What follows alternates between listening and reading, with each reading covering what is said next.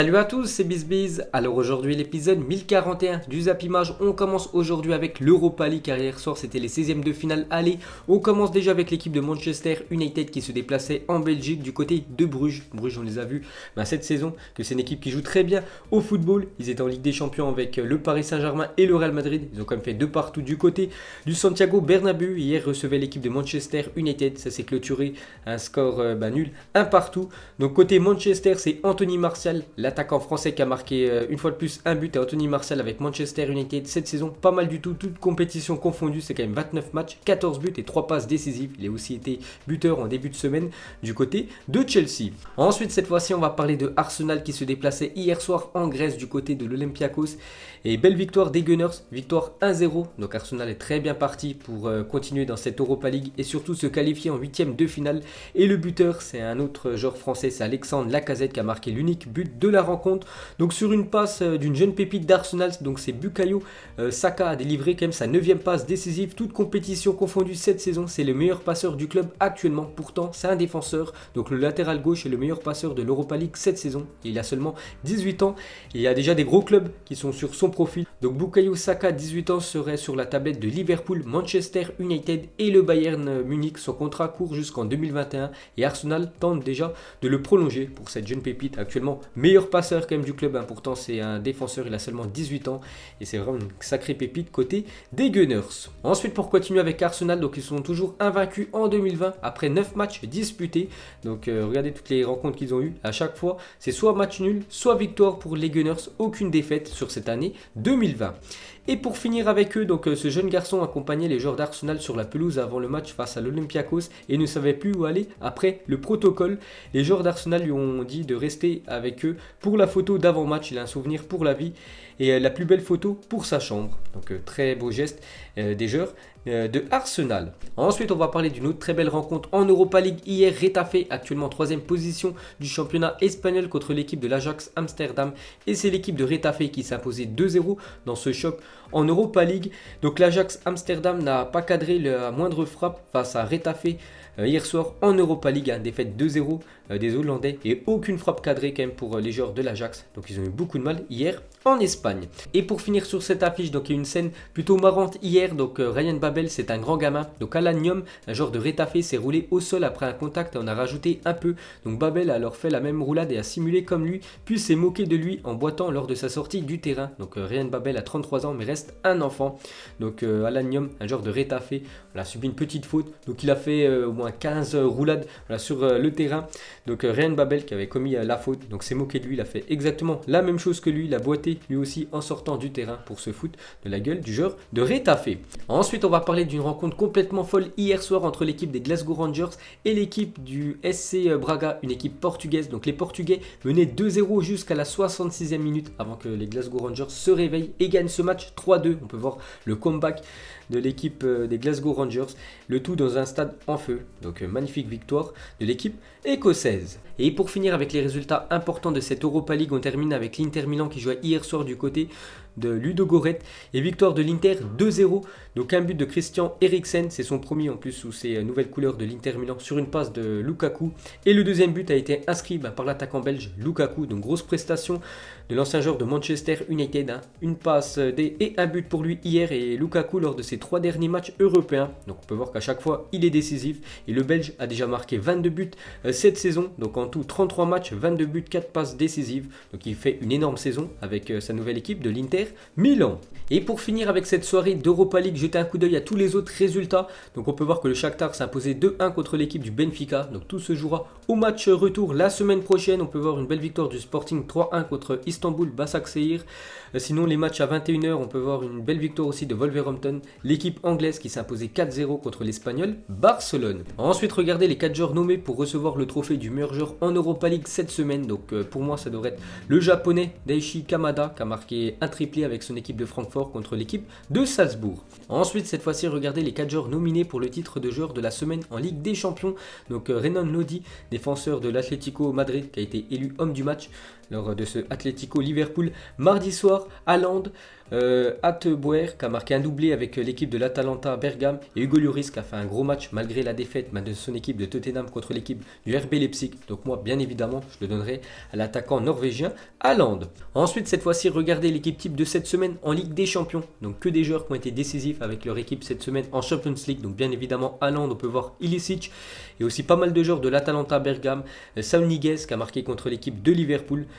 Que des joueurs qui ont été ultra décisifs. Donc très belle équipe type de cette semaine en Champions League. Ensuite les gars, on va souhaiter aujourd'hui un joyeux anniversaire à Riyad Mahrez en ce 21 février. Donc l'attaquant algérien fête aujourd'hui ses 29 ans. Donc bon anniversaire à Mahrez. Donc il avait fait une déclaration il y a quelques temps. Il avait dit: quand Quimper m'a proposé un essai, le billet de train coûtait 160 €. J'avais dit à ma mère: t'inquiète, je vais te les rendre. Je vais percer dans le monde du football. Aujourd'hui, je lui ai enfin bien rendu. C'est vrai, regardez le parcours magnifique de Riyad Mahrez. Donc en 2008, il jouait à Sarcelles en promotion d'honneur.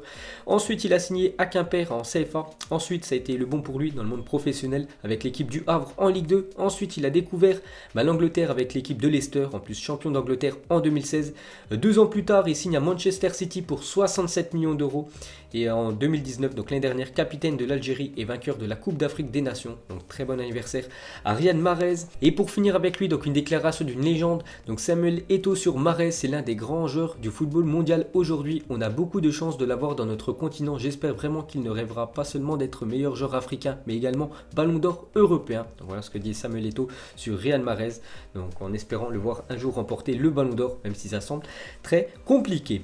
Ensuite les gars, on va prendre la direction de l'Espagne. Donc on en parlait ces derniers jours. Cette fois-ci c'est officiel. Donc Martin Braithwaite signe au FC Barcelone pour 18 millions d'euros. Donc il arrive en tant que joker médical vu que Ousmane Dembélé est blessé jusqu'à la fin de la saison. Donc l'équipe du Barça a le droit de recruter un joueur. Donc c'est un joueur qui devait absolument évoluer dans le championnat espagnol. Donc Martin Braithwaite qui évoluait depuis le début de la saison avec l'équipe de Leganés. Donc il arrive du côté du FC Barcelone pour 18 millions d'euros. Donc sa clause libératoire est désormais fixée à 300 millions d'euros pour l'ancien Toulousain. Ensuite, on continue avec lui, donc il portera le numéro 19 avec l'équipe du FC Barcelone. Et pour finir avec le Barça et surtout l'attaque, donc l'attaque du Barça en attendant le retour de Luis Suarez prévu pour avril-mai. Donc Messi, Griezmann, Ansu Fati et Martin Braithwaite. Ensuite, une déclaration de Lionel Messi sur Cristiano Ronaldo. Donc avant-hier, Messi était interviewé par le journal espagnol Mundo Deportivo. Il a parlé de Cristiano Ronaldo. Donc Cristiano offre tellement de choses à l'équipe dans laquelle il joue. Il est normal qu'il continue à marquer à la Juventus. C'est un prédateur. Il aime marquer et je suis convaincu que chaque jour où il ira sur le terrain, il marquera. Donc voilà le très grand respect de Lionel Messi envers Cristiano Ronaldo. Il dit que c'est un prédateur. Donc c'est vrai que Cristiano Ronaldo, à chaque fois qu'il est sur une pelouse, c'est pour marquer des buts, voilà, pour marquer le plus de buts et surtout pour que son équipe gagne. Et Lionel Messi vraiment fait une très belle déclaration envers son plus grand rival, CR7. Et pour finir avec Messi, il a aussi parlé du départ de Valverde, l'ancien coach du Barça. Donc j'ai mal vécu le départ de Valverde. Au-delà d'être un grand entraîneur, c'est une très grande personne. Il a été ciblé pour des matchs où c'était nous, les responsables.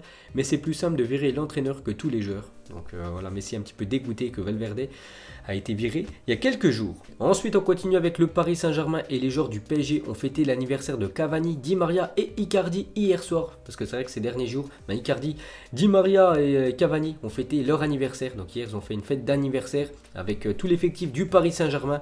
Donc on peut voir qu'ils se sont bien amusés. Ils ont dû un peu picolé malgré la défaite il y a quelques jours du côté de Dortmund. Donc on peut voir qu'ils se sont bien amusés. On peut voir une photo de Paredes, Navas et Cavani.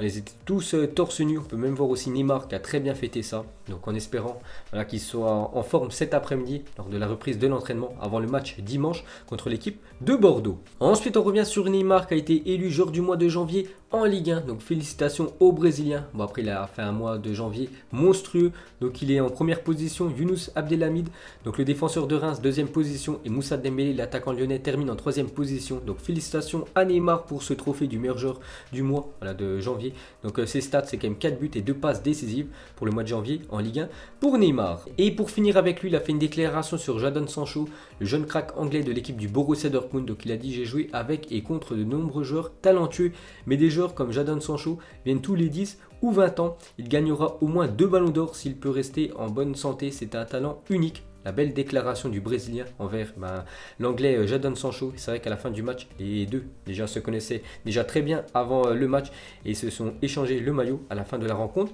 mardi soir. Ensuite, une bonne nouvelle pour l'équipe du Borussia Dortmund parce que Lucien Favre a annoncé en conférence de presse que Julian Brandt avait repris l'entraînement aujourd'hui. Sauf rechute, l'Allemand devrait être opérationnel pour Paris Saint-Germain Dortmund le 11 mars prochain. Donc il était forfait cette semaine en Ligue des Champions contre l'équipe du Paris Saint-Germain. Très bon joueur aussi ce jeune Allemand. Donc il sera certainement là pour le match retour au Parc des Princes. Et pour finir avec le football allemand, donc 100% de réussite pour les clubs allemands en cette semaine de Coupe d'Europe. Donc en Ligue des Champions, 2 sur 2. Donc Dortmund et Leipzig. Les deux ont gagné leur match en Europa League. Francfort, Wolfsburg et Leverkusen ont aussi gagné leur match. Donc c'est peut-être l'année des clubs allemands en Coupe d'Europe. Ensuite, un petit coup d'œil au programme de la journée. Donc Nice-Brest à 19h. Il y a aussi un autre match de Ligue 1 à 20h45. L'équipe de Metz qui reçoit l'équipe de Lyon. Il y a le Multi-Ligue 2. Il y a le Bayern Munich qui joue contre Paderborn et Brescia contre l'équipe de Naples. Ensuite, cette punchline magique de José Mourinho, donc le journaliste. Qu'avez-vous pensé de la réaction de Dele Alli qui était en colère quand vous l'avez remplacé lors du match de Ligue des Champions contre le RB Leipzig? Donc Mourinho, il a dit « Je pense qu'il est en colère à cause de son mauvais match, pas à cause de moi. L'équipe s'est améliorée après sa sortie. » C'est vrai qu'il était très décevant, le milieu offensif anglais. Ensuite, Loïc Perrin a été évacué de l'entraînement ce matin. Le Stéphanois se serait gravement blessé au genou. Le mythique défenseur de Saint-Etienne qui avait laissé entendre prendre sa retraite en fin de saison pourrait s'arrêter sur cette blessure. Donc terrible pour le défenseur et surtout capitaine de l'équipe de l'AS Saint-Etienne.